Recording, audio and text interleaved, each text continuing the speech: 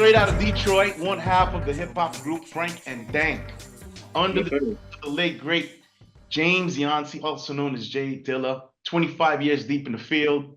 Ladies Mm. and gentlemen, the Big Kids Don't Play podcast brings to you the Detroit native and the Toronto legend, Frank Wow. Bush, aka Frankie Rothstein, aka Frank Nitt. Yes, sir. So Frank and Dank, how are you doing today, sir? Great, brother. Thanks for having me. I appreciate it. Man, everything's album time, bro. So Album time. looking great right now. I got a chance to check it out, and I'm loving the productions. And that's one thing about Frank and Dank; they never fail on productions. You guys' beats are always kicking. It doesn't even matter what it is. You guys, every album has a hitting beats every single time. No, I appreciate that, man. That's the important part. Like you know, um, I think we function as a beat driven group, if that makes any sense. And I mean, obviously, our background is coming up under one of the guys that were incredible on that side of it. So, and an incredible MC and all the other stuff too. But anyway, yeah. So part of the process is finding the feel, something that feels right.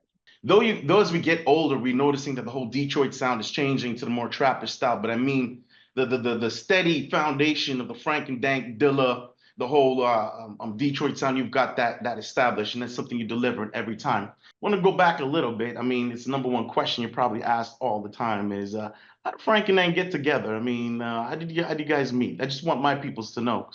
We met as like just middle school friends, and Hmm. like him and Dilla, and had already knew each other prior to that from like elementary school. Hmm. We middle school, grade six, and like from there, the friendship just kind of grew based on we went to the same school, we both were dancers, we both just kind of were the same people, just in different houses. You get what I'm saying? So Absolutely, absolutely. um, nah, it started as just genuine childhood friendship. Hmm. And Frank and Dank became a group. We both were, exploring the realm of hip hop. I Hmm. started off as a break dancer. He was a dancer.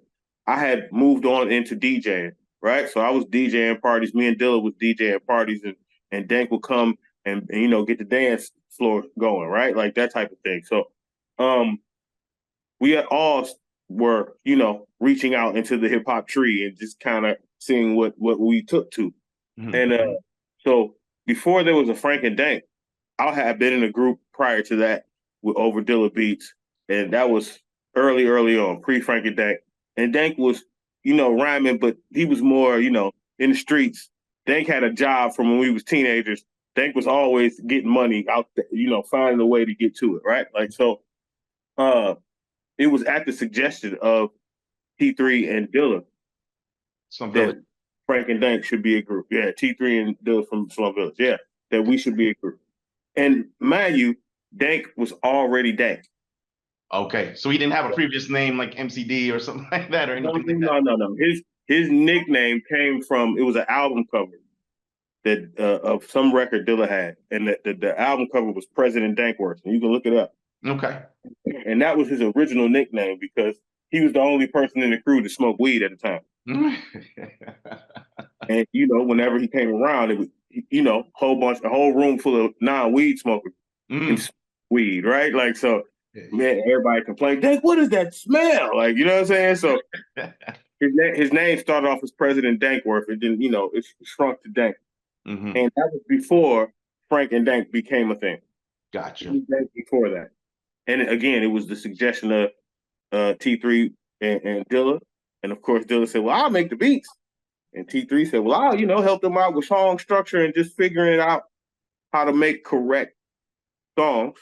And him and Dank, Hmm. like Dank would go to T3's crib like for basically like a class, just like a writing class to, Gotcha. figure out song structure and different things like that.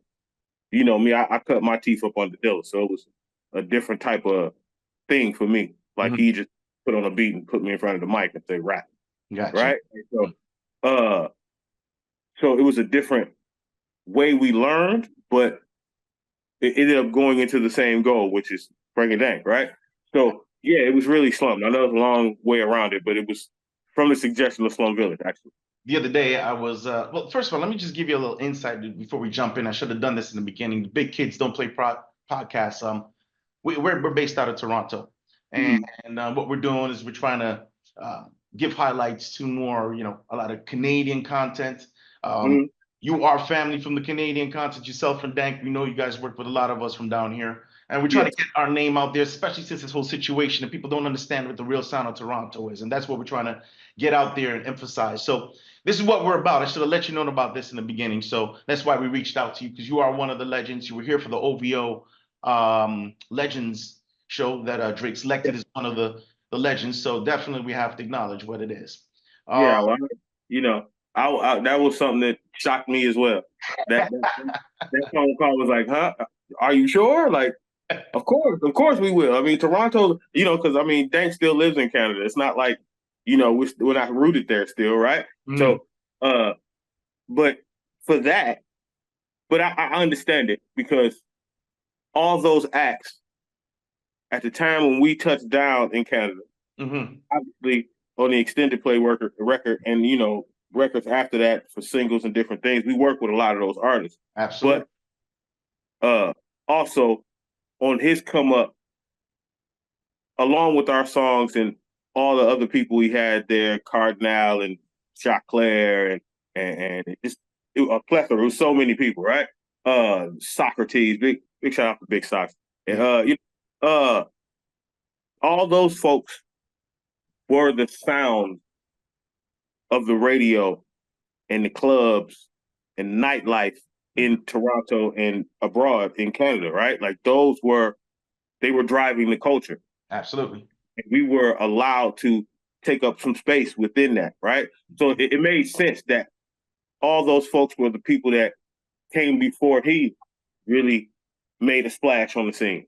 hmm So what he was trying to the field he was trying to get into was those folks were out on the field. You feel what I'm saying? So it Absolutely. made sense to me, right? Yeah, yeah. After I put a little thought into it. But initially it was like, for real? Okay, cool. You know what I'm saying? And it's not like he's a pronounced Dilla fan. It's not like, you know what I'm saying? hmm He hasn't paid homage to our side of it, right? And the influence of the Detroit thing and Dilla. And so it's not a stretch that he heard some records or he might like a record or something like that. But He knew what was up. you know what I'm saying? So Absolutely. it was dope. Absolutely. Highly appreciated.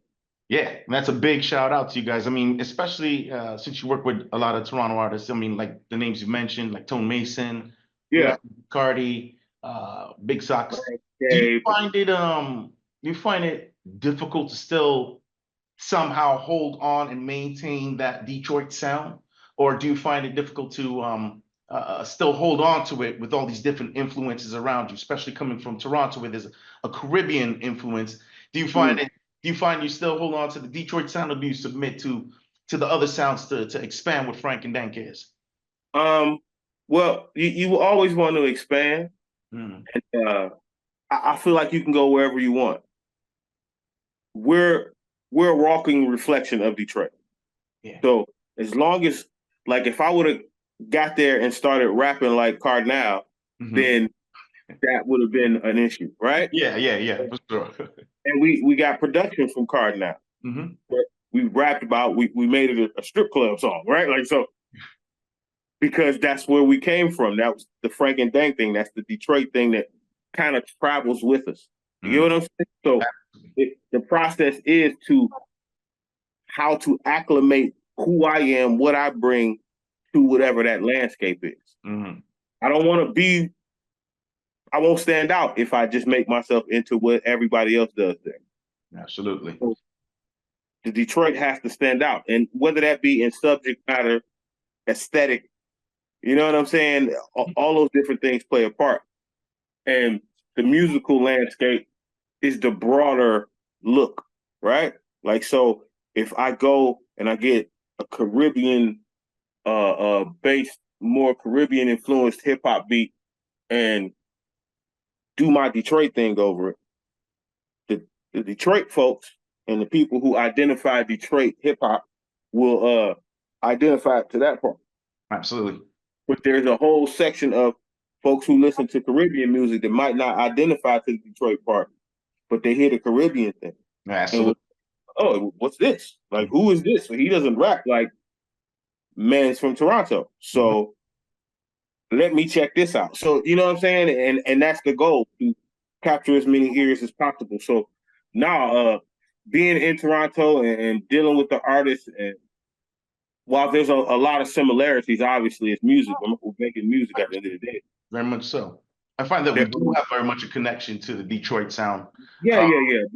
But there's very much its own style, its own way of portraying that connection, if that makes any sense, right? Like there's a, you know, like say a New York, grimy New York style beat.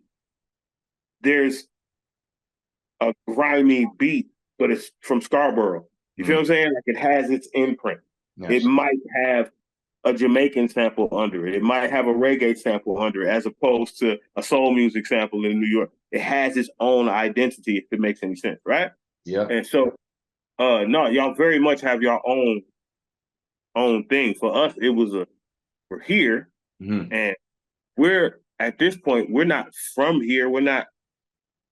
So we have to act as international artists in the way that we approach making records, right? We're here. We're Detroit guys, though, so we're going to be Detroit guys. But we got to also understand that we're in a whole nother place, a whole nother vibe. They party a little different. They eat a little different. It's just a different vibe, right? Like, so you got to embrace that and make sure you just able to bring what you bring to it. You've worked with such great artists. I mean, like Busta Rhymes, DJ Quick, Frank and Dank. I say you guys are like around 12 to 13 albums deep. Yeah, would you say around there? Something like that. Yeah. Something like that. And then, I mean, you know, if you count our solo stuff, then who knows, right? I was trying to keep up with your discography. You've worked with Madlib, Oh No, and of course Jay Dilla. Would you say there's a particular album or a particular song that you feel like you have a personal connection to? Because you're working with some heavy hitters, and these are not people that you would, say, hey, I did a song with Terrence Martin, and you just walk in whistling Dixie the next day like nothing happened.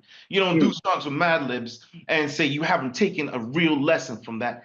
So these are very staining artists when you work with them. Is there any particular album or song you have a personal attachment to that goes back to any maturing relate? I mean, there's a few, but there's different reasons for things, right? Like you mentioned Terrence Martin, and doing that particular record, right? Jewels in My Backpack was very big, for me. Big. Love that one. It goes back to that thing, being able to travel and being able to take straight to wherever. And like we did 9 songs or 10 songs in 3 days. God damn, right? Work. I mean, because he had so many things where he pulled up the beat. The Love record that we ended up with DJ Quick on, the hook was in place. Right? Like, because he had Jay Black had already sung a hook on it. He pulled it up. And I think, because again, we didn't know each other prior to really recording that record. It was him saying, yo, I want to do some more like underground bass hip hop stuff. And he's a soulful brother. Yeah, he is. And he's like, I really, I love Dilla, Frank and Dank. I love his group, Frank and Dank. What's up with Frank? I want to, and that's how it happened. And he knew at the time the person that was managing me. And the managers talked, and then we got on the phone. And I ended up out in Cali. Like I said, 3 days, we knocked out 9 songs. But his sound, and I purposely wanted those joints, was very West Coast. Very West Coast feel. Records that you're supposed to hear DJ Quick on, hear Corrupt on. You know what I'm saying? Like, and that was a purposely done thing. For me, it was to bring Detroit to a different sound.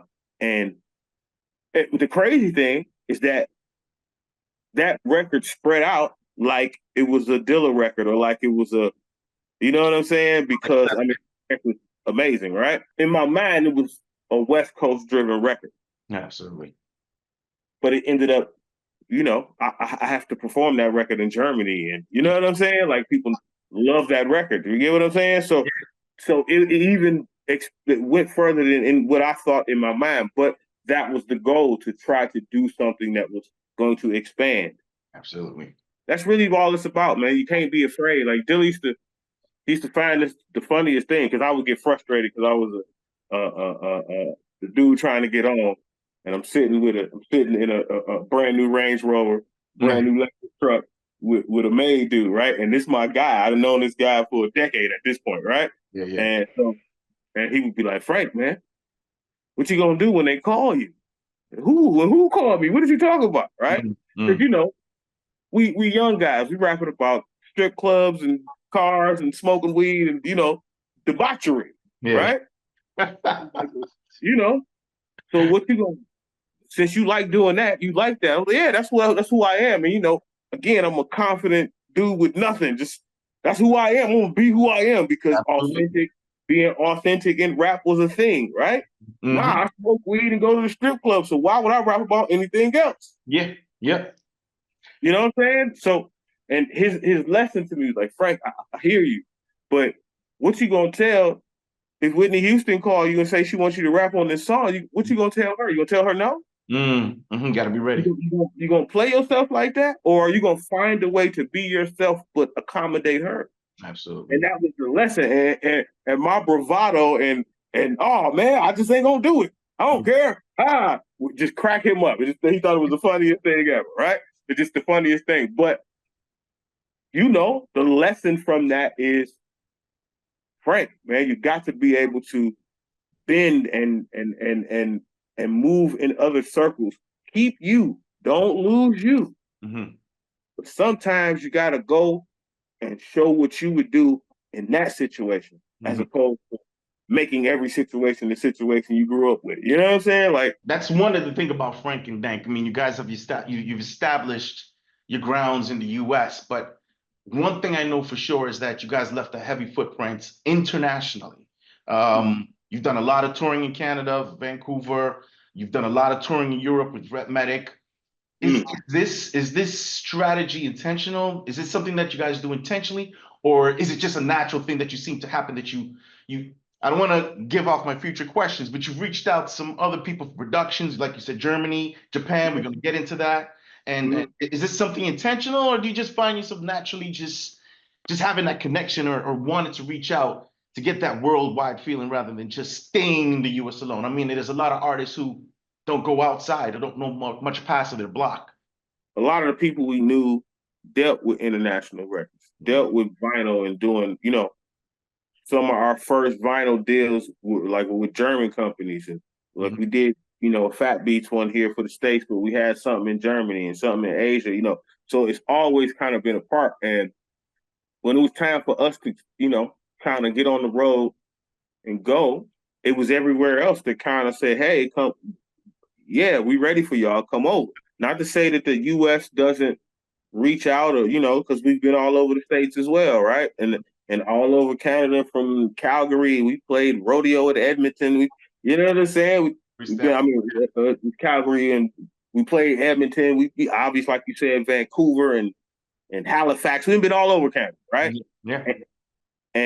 But I'll tell you this: us being in Canada, the way Canada propped us up, the way the radio right across the country and all these different things, it opened us up. It turned us into what you would think was a major act, just because of where Canada allowed us to be. I was doing TSN, and you know what I'm saying? Be in the hot tub with Ed the Sock and all types of crazy stuff, right? Like, and then, the guys we were with, big shout out to the fellas at Needleworks, and those guys, and Ivan and Joe's, they were connected, right?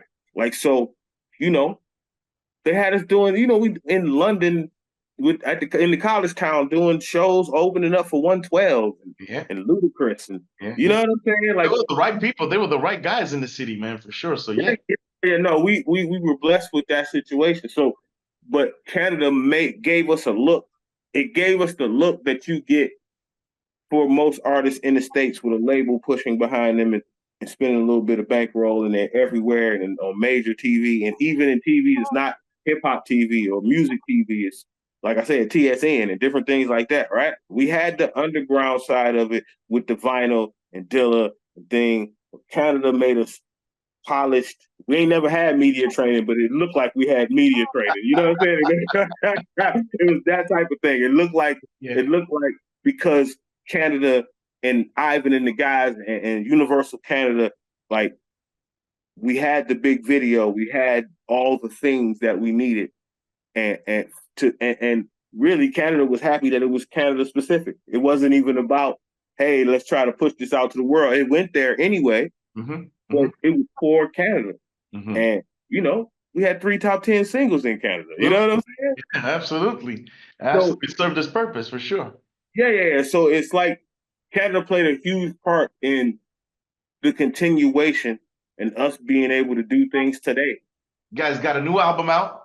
Yes, sir. FND Radio. Yes, sir. Lead single, Wait, featuring LSA. Come on, talk to me. And you got to Japan with DJ Nitt too. Do the beats. Yes, sir. Talk to me. How did that work? How did you guys get together? How did that work, man? Like, to borrow your passport. Whoever your travel agent is or whatever's going on with your passport, bro, I don't know. Yeah, I'm 5 in now. I'm 5 in now. But no, me too. Incredible producer from Japan, man. You know, one of those guys. And what happened was I work with Delicious Vinyl, the record label. That's one of my homes. I got on there. Big hoodie right now. It's one of my cribs, right? Like, big shout out to Delicious Vinyl, Mike Ross, Rick Ross. What up, guys? Anyway, so Tachi, my guy Tachi, who's Japanese, worked for Delicious Vinyl. And in 2019 or 18, he moved back to Japan. Gotcha. And so during the time he was in America and we worked together, we had went to Japan on tour a couple times. And you know, he worked in the label, so he helped put out records. We did merch, all different stuff. Talking to my guy. Yeah. When he was in Japan, he started doing shows with American acts, you know, bringing them from America and to Japan to perform. And obviously being on the hip hop scene and being from there, everybody knew that he worked in America. So he had a whole bunch of connections and, you know, over there in Japan. One of those was Mitsu. Mitsu, we first did a Frank and Dank song for one of his projects, a record by the name of Splash. Okay. And after that, Mitsu hit me up and he was doing another project. And he's like, Frank, I really want to get you on this song. Can you get on this song? Mitsu, of course, you know, send it to me. Absolutely. And so we worked out a deal where he says, you know what, if you get on this, and then I got a feature from Guilty Simpson. Shout out to Guilty Simpson, my brother Guilty. And you do this for me, then I got these beats for you over here. You can just pick from these beats. And I had these beats, and once I got these beats, and it was like, you know, the beats you heard, some bangers, I said, okay, what am I gonna do with them? And the no-brainer was, we'll just do a Frank and Dank record. Yeah. And it was really kind of that simple. I called Dank, hey man, I got these beats. I'm gonna send them to you. Let's just do a record. All right, let's do a record. And that's kind of how it went, right? Like, so it was really just relationships, bro. It was just, you know, my relationship with my homeboy Tachi, his good relationship with those guys. We meet up, we can help each other hand over hand helping. And you know, but that's kind of how we survive. Yeah. A lot of it is relationship driven and kind of doing what you say you're gonna do. Absolutely. And I think big thing is you know, who you know, in the relationship thing that plays a big role because that's an everlasting situation, right? You can meet somebody and because you are a good man for him, you'll take him off your word and therefore he's a good man for everybody, right? So that's a big and I think that plays a major role also. Now you working with working with Dank for so long. As time goes on, do you guys find it easier to work with each other? Or is it like, one lives in Canada, one lives, you know, you're in LA and Detroit. Do you find it, as time goes on, do you find it easier to work, get together and put albums together and stuff like that? Yeah, because we created a formula and the formula we created is designed to pull beats in and out. Yeah. Like, so we can get beats from over here, over there, wherever. And the formula that we have, there's certain ways we create records. You know what I'm saying? Like, because our records got to be off of real life. So it's a lot of just things. Like, I could write a hook based on knowing what Dank is going through in this certain situation. Gotcha. And then send him that. And he'll be like, oh, I can talk about this. Well, yeah, because you get what I'm saying? Like, but that's real, again, back to the relationship thing. We know each other. Sure. So we have a formula for us. And then the additive is the crazy production and being able to, and then, you know, the song process. And when you start thinking about marketing and all the different things that go into making records and trying to make the dopest record, okay, well, we need to get this person to sing, or this dude to add a verse, or this lady to add a verse, or whatever it might be. But for me and Dank, we have a plug and play formula. Gotcha. That doesn't really affect us stylistically. It affects being efficient. Okay, so Dank, this is what we're doing. This is what I need. And he'll call me, oh, Frank, okay, I just need 12 for this right here. I'm going to send it to you. You know what I'm saying? And I'll say, okay, Dank, well, I need 16 or whatever. If we're not in the same room. What about the video though? Wait, give us who directed it. That's a sneaky one, because all the bits and pieces Illa shot in Vegas. Okay. And his wife, shout out to Sarah, filmed his part. And then I shot my part in Detroit and happened to catch Dank here a week later and shot his part at the same in Detroit. Gotcha. Okay. So you eventually met up together in the same place. Yeah. So me and Dank saw it because he came from the T-Dot, but we didn't shoot at the same time. I shot my part a week before. Okay. And then he shot his part, or Illa shot his first, actually. And then we sent it to an editor in Japan. So it's like, you know, it was that video came together crazy, but another plug and play process. Even with that happened too, it's a plug and play process with that one too. Yeah. You know, it was simply, you know, because Illa shot his first, it was like, okay, how can we make this look a little similar at least, right? Yeah. And we found a little spot, boom, get the camera, point, shoot, man, rap. You know what I mean? Like, there you go. It came out dope, man. Shout out to the editors. They did a good job on it. Any plans for any tours coming up soon for the Frank and Dank? Any tours or anything like that coming up? We got a few things in the work. We're going to Japan soon, definitely. Touchdown. That's and then we got a Europe round. I don't want to say when because they still finalizing right now, but we got a Europe run coming. And then you know, there's been a lot of talk about Canada. Come back, we need you. Yeah. No, we want to. So you know, there's definitely some tours coming up, and Canada's on the list actually. Well, and so we just working it out. We wanted to get the record out and in place and do all that first. And then, you know, the other endeavors, everybody got other things going on. Dank got 36 other records, and, you know, I'm doing podcasts, and, you know, so it's a whole bunch of stuff we have to figure into doing things, right? Like, so. And I'm kind of glad you brought that up because it was a perfect leeway. You're doing the art of storytelling, meeting the world of travel right now, the travel rap podcast. Now, yes, sir. Listen, man. Oh man. The Tyson one, I gotta say, you meeting Tyson. I gotta say the Herbie Hancock. Hancock. Listen, I don't want to give away too much, and the one that I related to the most was the traveling dogs with the homelessness. Because listen, man, bro, I was cracking up on that one because listen, I experienced the same situation. You got to. I don't want to give away your content, man. Huh? I could not believe it. I had never seen anything like that in my life, bro. It was the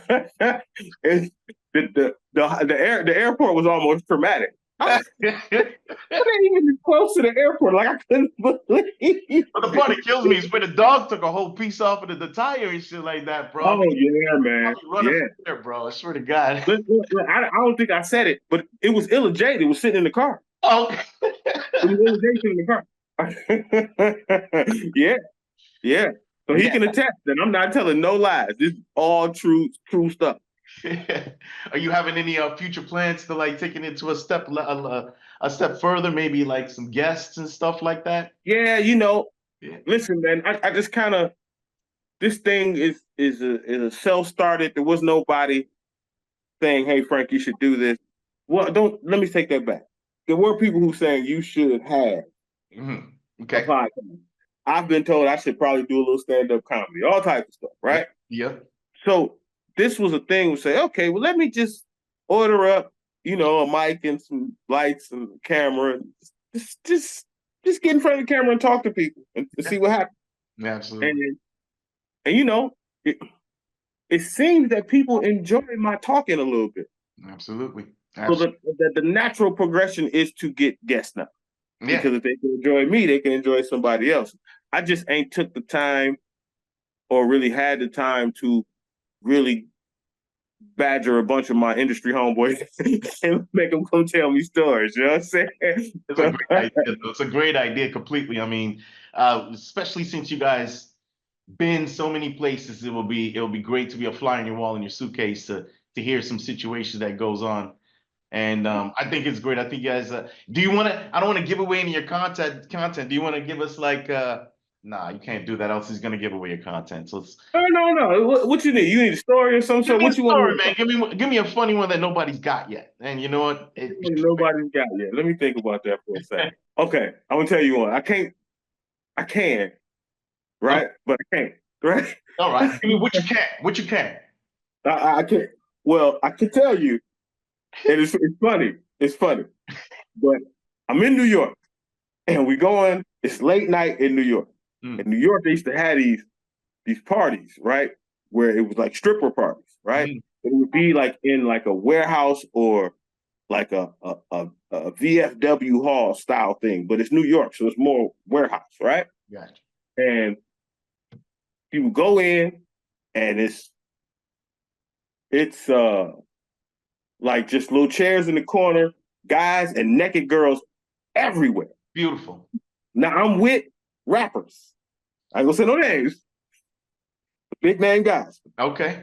Yeah. But the crazy part is, here's the funny part. You probably gonna call me after this if you see this. Because it was just totally one of those what I call celebrity sightings, where I never expected to see this guy in this setting. Okay. He's a man, it makes sense, but because of who he is, you just never expected it. Okay. Walking along, we got to go in the door, and Chubb Rock walks out. What the? I said, what?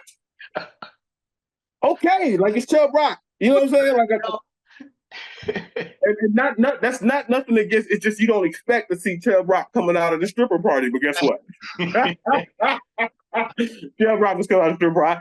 I never expected to see it. Hey, super cool dude too, right? Like, but just it bugged me out. But in New York, you see things like that. Yeah. Like you randomly run into people. I'll tell you another one because it's not something I can tell on the blog because it's too short. Me, Dilla, and Common walking down the street in New York. I don't know where we were walking to, but it was during Like Water for Chocolate while they was recording it. Yeah. We walking down the street in New York, and you hear somebody kind of talking in front of us on their phone, and it's a deep Southern accent. Yeah. And in New York, that's going to stand out, right? We walking and we look up, and it's 8-Ball. 8-Ball and MJG. MJG? Okay. Just and it was dope because he saw Common. And I don't think they knew each other like that, but obviously they knew who each other was. Through the business.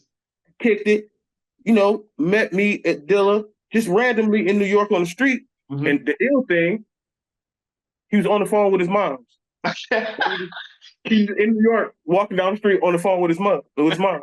And it was dope because that's something I would do. Like Yeah. I felt connected to him, that he had that type of connection with his mom. Yeah. You know, he big time rap guy. You know what I'm saying? Was he like, hold on, mom, I see Common in front of me right now. Did he? That had to be the conversation. Like, hey, I'm calling you right back. My Common's standing here. Like, you know what I'm saying? Like, so now, like little stuff like that, man. I've been around for a lot, man.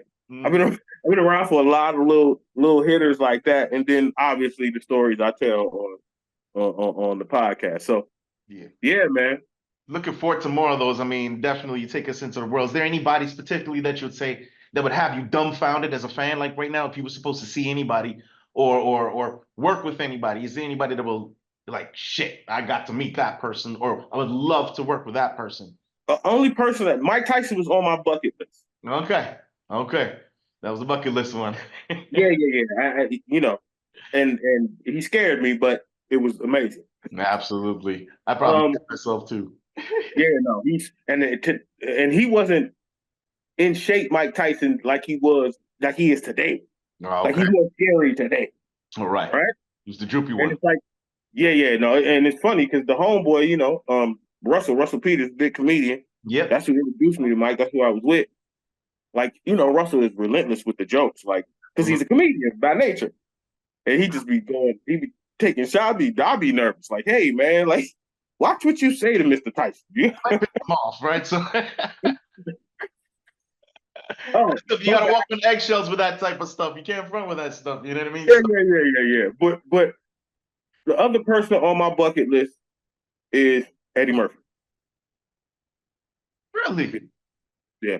Really? No, listen, bro. Like my sense of humor. I did not expect that one, but okay. My sense of humor, my timing, like all of that. Not just his movies and his stand-ups. Now, I didn't really watch. I was a little too young when he was doing Saturday Night Live. Yeah. I caught some of it later on, but his movies and really his stand-up. Like I've watched Delirious and Raw at least 200 times a piece. Damn right, for sure. Right? And I laugh every time. Mm-hmm. Right? Because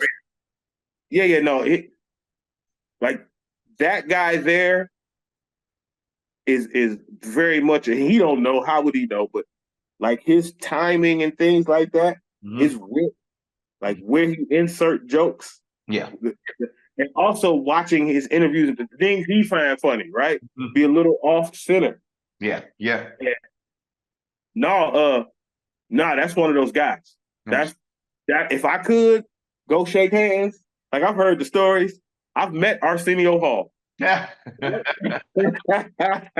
Right? Like one of his right-hand guys. Yeah.